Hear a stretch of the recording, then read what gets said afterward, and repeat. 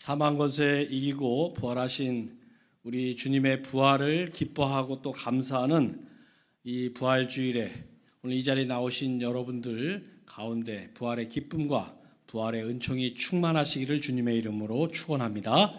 우리 옆에 계신 분들과 함께 부활절 인사를 나눠보았으면 좋겠습니다. 이렇게 한번 인사해 보시기 바랍니다. 우리 주님 부활하셨습니다. 인사하십시오. 부활의 기쁨을 누리는 이 시간, 먼저 지난 주간 우리가 고난 주간을 보내며 주님의 고난에 더 가까이 동참해 보려고 결단하고 수고하고 헌신을 했습니다. 그 가운데 우리 교회는 매년 고난 주간에 하루 한 끼 금식하면서 금식 헌금을 하나님 앞에 드리는 일을 진행하고 있는데요. 금식하느라 많은 분들이 수고하신 줄로 압니다. 수고하신 분들에게 또 주님의 고난에 이 모양 저 모양으로 동참하신 분들에게 하나님께서 주신 은혜가 많이 있을 텐데요. 여러분은 어떤 은혜가 있으셨습니까? 금식하며 받은 은혜 여러 가지 있을 수 있는데요. 최소한 하나님께서 체중 감량의 은혜는 베풀어 주신 줄로 믿습니다. 그것만 있겠습니까? 그게 우리가 금식하는 목적은 아니겠죠. 아무튼 우리가 부활주일을 앞두고 고난주간을 보내면서 이 모양 저 모양으로 많은 은혜를 받았는데, 저는 그래서 오늘 부활주일을 맞으면서 설교 제목을 우리가 행복한 이유 이렇게 정해 보았습니다. 사망권세 이기고 부활하신 우리 주님의 부활을 맞이하는 우리는 진짜 행복한 사람입니다. 왜 행복한 사람입니까?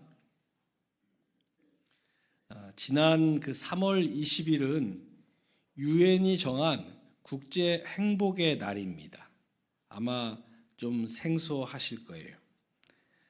국제 행복의 날, 이 날을 기념해서 유엔 산하 자문 기구 가운데 SDSN, Sustainable Development Solution Network, 이런 이름, 우리말로 해석을 하면 지속가능 발전 해법 네트워크 이렇게 번역할 수 있을 텐데요. 그런 기구가 있습니다. 거기서 매년 세계 행복 지수를 발표를 합니다. 행복 지수, 행복이라는 게 여러분 어떤 수치로 측정이 가능할까요? 매우 주관적이고 개인마다 다른데 어떻게 이걸 수치로 지수로 측정해서 발표를 할까? 그 보고서를 보면요, 켄트릴 사다리 척도 설문조사라는 걸 통해서 이 행복 지수를 산출해 내는데요. 대상자에게 이런 질문을 한다고 합니다. 당신 앞에 사다리가 있는데 사다리의 가장 위층을 당신 인생의 최고인 10점, 가장 밑층을 최악인 1점이라고 한다면 당신은 1번부터 10번 중에 지금 어디에 위치한다고 생각하십니까? 이런 질문을 전 세계 무려 10만 명에게 한다고 합니다. 그래서 나라마다 행복도를 산출하는데요. 만약 지금 여러분에게 이 질문을 한다면 여러분은 자신에게 몇 점을 주시겠습니까? 이 보고서는 사람들의 행복을 느끼는 근거 기준을 6가지로 분류해서 설명하고 있는데요. 그 6가지는 이렇습니다. 첫 번째가 사회적 지지입니다. 내가 어려울 때 누가 날 도와줄 거라는 믿음을 말하는데 이건 행복을 측정하는 데 있어서 가장 중요한 지표가 된다고 합니다. 두 번째는 1인당 GDP, 즉 국가별로 1인당 경제적 소득이 얼마냐에 따라서 행복이 영향을 받는다는 것이죠. 세 번째는 건강 수명입니다. 이것은 신체적으로 정신적으로 모두 건강한 상태를 의미합니다. 우리가 단순히 육신의 건강 또는 몇 살까지 사느냐, 그것과는 분명 다른 개념입니다. 네 번째는 선택할 수 있는 자유. 내가 인생을 살면서 중요한 선택을 내 스스로 할 수 있는 자유가 주어져 있느냐 여부에 따라 행복이 영향을 받는다는 것이죠. 다섯 번째는 관용, 얼마나 남을 돕고 사느냐. 그리고 마지막 6번째는 부정부패의 유무. 그 사회가 부정부패로부터 얼마나 자유로운가, 그걸 가지고 또 행복의 그 수치를 측정한답니다. 이런 6가지 기준을 가지고 나라별로 그 조사에 응한 사람들의 그 설문을 취합해서 평가를 해보았더니 어느 나라가 가장 행복하냐? 7년 연속 핀란드가 1위를 차지했다고 합니다. 그 뒤를 이어서 우리가 많이 들어본 덴마크, 아이슬란드, 스웨덴, 노르웨이 같은 북유럽 국가들이 행복지수가 높다. 흔히 그 복지 선진국가로 그렇게 불리는 국가들인데 그곳이 행복지수가 높은 나라들로 꼽혔습니다. 그러면 우리나라는 몇 등인지 궁금하시죠? 143개 국가를 대상으로 조사를 했는데 작년에 우리나라가 52위를 했다고 합니다. 높은가요? 낮은가요? 아마 여러분들도 의견이 다르실 거예요. 어떤 분들은 높다 생각하시는 분도 있고 어떤 분은 반대로 낮네 이렇게 보시는 분도 있을 겁니다. 역시 행복이라는 건 참 측정하기가 쉽지 않은 것이라 그런데요. 이 보고서의 말미에 보면 매년 유럽에 소개드린 몇몇 나라를 제외하고는 대부분의 국가들에서 이 행복도 지수가 떨어지고 있다. 그런 우려를 하는 것으로 그 보고서가 결론을 맺고 있습니다. 제가 세계 행복지수라는 좀 생소한 자료를 길게 말씀드린 이유는 오늘이 부활주일이기 때문에 그렇습니다.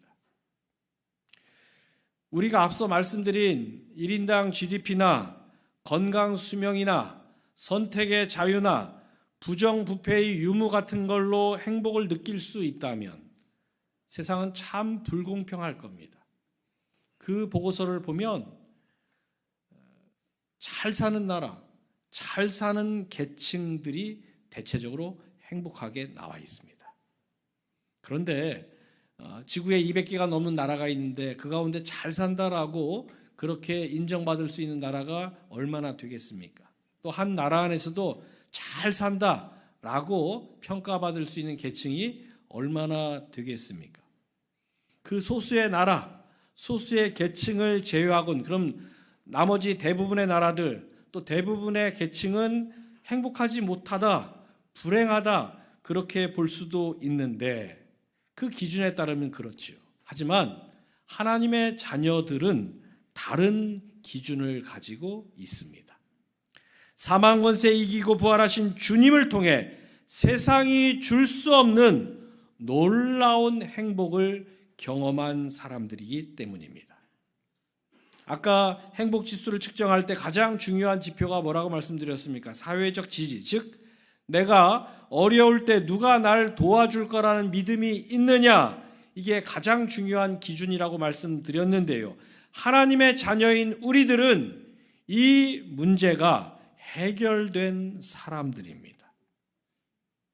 그래서 여러분들에게 한번 묻고 싶습니다. 여러분이 어려울 때 여러분을 누가 도와줄 수 있습니까? 우리에게는 공통점이 있죠. 아버지 하나님께서 여러분을 도와주십니다. 이사야 43장 2절을 보십시오.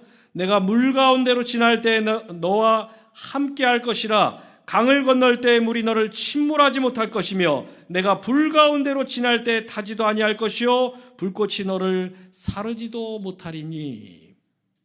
우리가 인생을 살면서 때때로 물 가운데로 지나는 고난에 처할 때가 있을 겁니다. 그런데 그때 그 물이 침몰치 못하도록 하나님이 지켜주실 것이라 약속하셨습니다. 때때로 불 가운데로 지나는 위험한 상황에 처할지라도 그 불꽃이 사르지 못하도록 지켜주실 것이라 약속해 주셨습니다. 또 여호수아 1장 5절을 보십시오. 내 평생에 너를 등이 대적할 자가 없으리니 내가 모세와 함께 있었던 것 같이 너와 함께 있을 것임이니라. 내가 너를 떠나지 아니하며 버리지 아니하리니. 하나님께서 우리에게 약속하셨습니다. 내가 모세와 함께 있었던 것처럼 너와 계속 함께 있을 것이라. 내가 너를 떠나지도 않을 것이고 너를 버리지도 않을 것이다 약속해 주셨습니다. 여러분, 그래서 아까 말씀드린 세상의 기준으로도 여러분은 사회적 지지와는 비교할 수 없는 하나님의 지지를 받는 정말로 행복한 사람인 줄로 믿으시기 바랍니다. 그래서 오늘 본문에서도 여러분이 얼마나 행복한 사람인지 말씀하고 있습니다. 오늘 본문을 보십시오. 이스라엘이여 너는 행복한 사람이로다. 여호와의 구원을 너같이 얻은 백성이 누구냐? 그는 너를 돕는 방패시요 내 영광의 칼이시로다. 아멘. 여러분은 사망 권세 이기고 부활하신 우리 주님 예수 그리스도를 통해서 여호와의 구원을 얻은 사람들입니다. 또 여러분을 구원하신 하나님은 여러분을 돕는 방패시요 여러분의 영광의 칼이 돼 주시는 분이십니다. 하나님은 왜 이스라엘 백성들에게 이렇게 말씀하십니까? 오늘 본문의 배경을 보면 우리가 알 수 있는데요. 이스라엘은 출애굽한 후에 광야에서 가나안 땅을 살펴보기 위해 12명의 정탐꾼들을 보냅니다. 돌아온 정탐꾼들 가운데 10명이 보고를 하는데 그들의 보고를 들었을 때 이스라엘 백성들은 모두가 절망에 빠졌습니다. 왜냐? 그들이 돌아와서 하는 보고를 들으니까 가나안 땅에 사는 사람들은 우리와 비교할 수 없을 만큼 크고 힘이 강해서 우리는 그들에 비유하면 메뚜기 떼에 불과하다. 우리가 가나안 땅 들어가면 다 죽을 수밖에 없다. 그렇게 보고했기 때문입니다. 이 보고를 듣고 사람들이 절망에 빠집니다. 그리고 모세를 원망했고 하나님을 원망했습니다. 그 결과 하나님과 모세를 원망하던 사람들은 광야에서 다 죽고 한 사람도 들어가지 못했습니다. 그리고 그 다음 세대들이 가나안 땅 진입을 눈앞에 두고 있었습니다. 하지만 그들도 부모 세대들처럼 가나안 땅 앞에서 두려워했습니다. 자기의 부모 세대들이 왜 죽었는지 그 이유를 알거든요. 가나안 땅은 너무나 두려운 땅이었기 때문입니다. 그때 하나님은 모세를 통해서 두려워하고 있는 이스라엘 백성들에게 오늘 말씀을 주셨습니다. 이스라엘아, 걱정하지 말아라. 너희는 행복한 사람들이다. 왜 행복한 사람입니까? 오늘 말씀을 다시 보십시오. 여호와의 구원을 너같이 얻은 백성이 누구냐? 그들은 하나님께서 구원하신 백성들이기 때문입니다. 여러분, 이 구원 누가 우리에게 줄 수 있습니까? 가장 권력이 많은 최고 지도자가 우리를 구원할 수 있습니까? 가장 돈이 많다는 최고의 재벌이 우리를 구원할 수 있습니까? 가장 지식이 높은 최고의 석학이 그 지식을 통해 우리를 구원할 수 있습니까? 세상 누구도 구원의 문제에 답을 줄 수는 없습니다. 그런데 하나님은 이스라엘 백성들을 또 우리들을 구원하셨습니다. 여호와의 구원을 너같이 얻은 백성이 누구냐? 그래서 우리에게 반문하고 계신 것입니다. 또 그는 너를 돕는 방패시요 내 영광의 칼이시로다. 하나님께서 이스라엘의 방패가 되어주시고 그들의 칼이 되어주시기 때문에 이스라엘은 행복한 사람들인 것입니다. 그럼 오늘 부활주의를 맞는 우리는 어떻습니까? 우리도 역시 행복한 사람입니다. 왜 우리가 행복한 사람입니까? 두 가지 이유 때문입니다. 첫째, 예수 그리스도께서 우리의 죄를 대신 짊어져 주셨기 때문입니다. 여러분, 세상에 누가 내 죄를 대신 짊어져 줄 수 있습니까? 나를 아무리 사랑하는 사람이어도, 나를 눈에 넣어도 아파하지 않을 내 부모님이어도 내 죄를 대신 짊어져 주실 수는 없습니다. 적어도 문명 국가들 가운데 자식이 죄를 지었을 때 부모가 대신 그 죄값을 치러도 좋다. 자식 대신 부모가 징역을 살아도 된다. 그런 법을 갖고 있는 나라는 없습니다. 죄는 죄 지은 사람이 죄값을 치르게 되어 있기 때문이죠. 그런데 예수 그리스도께서 십자가를 통해 우리의 죄를 대신 해결해 주셨습니다. 이 사실을 빌립보서 2장 8절은 이렇게 증거하고 있습니다. 사람의 모양으로 나타나사 자기를 낮추시고 죽기까지 복종하셨으니 곧 십자가에 죽으심이라.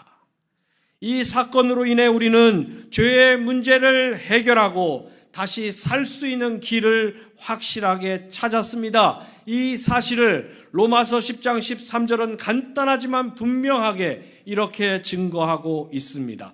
누구든지 주의 이름을 부르는 자는 구원을 받으리라. 아멘. 여러분, 이건 세상 어디에서도 찾아볼 수 없는 놀라운 경험입니다. 죽을 수밖에 없었는데, 어디에서도 구원의 길을 찾을 수 없었는데 예수 십자가의 보혈로 저와 여러분이 구원을 받았습니다. 세상 최고의 권력으로도, 세상 최고의 물질로도, 세상 최고의 지식으로도 결코 줄 수 없는 구원을 해결해 주셨습니다. 그래서 저와 여러분은 행복한 사람입니다. 두 번째로, 우리가 행복한 사람인 이유는 예수 그리스도께서 죽음을 이기고 승리하셔서 우리의 기쁨과 소망이 되셨기 때문입니다. 여러분, 만약 예수님께서 십자가에서 나 대신 죽으시고 그걸로 끝나 버렸다면 어떻게 됐을까요? 오늘은 예수님 추모하는 날이 됐을 겁니다. 나 대신 죽으신 예수님, 나 대신 희생하신 예수님. 그래서 우리는 해마다 이 날이 되면 십자가에서 나 대신 죽으신 예수님을 추모하면서 평생 죄인된 마음으로 미안해하고 슬퍼하고 고통스러워하며 살아야 했을 겁니다. 전쟁에서 또는 큰 재난에서 살아남은 사람들이 있죠. 기적적으로 살아남은 사람들. 그 사람들은요, 나 대신 다른 사람이 죽고 내가 살아남았다라는 사실 앞에 기뻐하거나 다행이다, 잘 됐다, 내가 정말 행운이 있다, 그렇게 느끼는 사람은 별로 없다고 합니다. 실제로 그런 전쟁에서, 큰 재난에서 생존한 사람들의 증언을 들어보면 내가 살아남았다라는 것이 죄책감으로 작용해서 살아남은 것에 대해서 괴로워하고 불편해하고 미안해하며 살아간다는 것이죠. 실제로 그게 평생 트라우마로 남아서 고통 속에 살아가고 있는 큰 재난의 생존자들이 많이 있습니다. 멀리 갈 것도 없이 우리나라도 얼마 전에 또 10여 년 전에 큰 재난을 당하지 않았습니까? 그 재난 속에서 살아남은 사람들이 내가 살았으니까 다행이다, 기쁘다, 행복하다, 그게 아니라 죄책감 속에서, 미안함 속에서 고통받으며 많은 사람들이 살고 있다는 것이죠. 그런데 나 대신 십자가에 죽으신 주님은 우리에게 트라우마가 아니라 기쁨과 소망을 주셨습니다. 왜 그렇습니까? 죽음을 이기시고 부활하셨기 때문입니다. 그래서 주님은 우리의 기쁨이 되시고 소망이 되어 주셨습니다. 또 세상이 줄 수 없는 부활을 통해 영생을 약속해 주셨고 천국을 약속해 주셨습니다. 여러분, 세상에서 영생을, 천국을 어디에서 누구로부터 약속받을 수 있겠습니까? 최고의 권력의 자리는 약속해 줄 수 있을지 모릅니다. 아주 많고 많은 재물을 약속해 줄 수 있을지 모릅니다. 또 높고 높은 명예를 약속해 줄 수는 있을지 모릅니다. 그러나 세상 누구도 영생을, 천국을 약속해 줄 수는 없습니다. 그런데 우리 주님은 사망 권세 이기고 부활하셔서 우리에게 영생을 약속해 주셨고 천국을 약속해 주셨습니다. 그래서 우리가 행복한 사람인 것입니다. 부활의 기쁨을 나누는 이 자리에 나오신 사랑하는 성도 여러분, 다시 말씀드립니다. 여러분은 정말로 행복한 사람입니다. 서두에 말씀드린 유엔 산하기구가 발표한 세상적 기준으로 보아도 여러분은 정말 행복한 사람입니다. 행복하냐의 가장 중요한 지표가 되는 것이 사회적 지지라고 말씀드렸는데, 내가 어려울 때 누가 나를 도와줄 수 있느냐가 참으로 제일 행복의 유무를 가르는 지표가 된다고 했는데, 여러분이 어려울 때 누가 여러분을 도울 수 있습니까? 여러분에게는 사망 권세 이기고 부활하신 우리 주님이 여러분을 돕고 계시고 또 앞으로도 도와주실 것입니다. 그러니 행복하지 않을 수 있겠습니까? 또 사망 권세 이기고 부활하신 우리 주님으로 인해 세상이 줄 수 없는 영적인 건강 수명을 누리는 사람이 됐습니다. 세상에서는 온갖 좋은 것들로 또 아주 좋은 어떤 약으로, 물질로 어떻게 하면 건강하게 살 수 있느냐, 많은 사람들이 관심을 갖고 있습니다. 어떻게 하면 병에 걸리지 않고 병을 치료하고 살 수 있느냐. 그런데 여러분, 그건 아무리 대단한 개발이 되고 발명이 되어도 육신에 관한 것일 뿐입니다. 영적인 건강을 세상 누가 무엇으로 보장하고 책임질 수 있습니까? 영생의 문제를, 천국의 문제를 누가 해결해 줄 수 있습니까? 그런데 우리는 부활하신 주님을 통해 영생과 천국의 문제를 해결받은 사람들입니다. 그래서 영적인 건강 수명이 우리에게 보장되어 있기 때문에 우리는 행복한 사람이 되지 않을 수가 없는 것이지요. 또 부활하신 주님으로 인해서 여러분 인생이 놀라운 변화를 겪게 되는데, 내가 이제 선택할 수 있는 자유가 주어졌다는 것입니다. 어떤 자유입니까? 이전에는 악에게 질 수밖에 없고 사탄의 유혹과 도전 앞에 넘어질 수밖에 없었는데, 부활하신 주님을 통해 이제부터는 악에게 지지 않고 선으로 악을 이길 수 있는 선택의 자유가 생겼습니다. 선택의 권리가 생겼습니다. 선택의 능력이 우리에게 생겼습니다. 그래서 우리는 행복한 사람이 될 수밖에 없는 것이지요. 다시 말씀드립니다. 부활하신 주님을 만난 여러분은 정말로 행복한 사람입니다. 그런 의미에서 우리 옆에 분에게 한번 인사해 보시기 바랍니다. 오른쪽에 계신 분에게 한번 이렇게 인사해 보십시오. 당신은 행복한 사람입니다. 한 번 더 인사합시다. 이번에는 왼쪽에 있는 분에게 이렇게 인사해 보십시오. 당신도 행복한 사람입니다. 사랑하는 성도 여러분, 우리 모두는 부활하신 주님을 통해서 행복한 사람들인 줄로 믿으시기 바랍니다. 기도하겠습니다.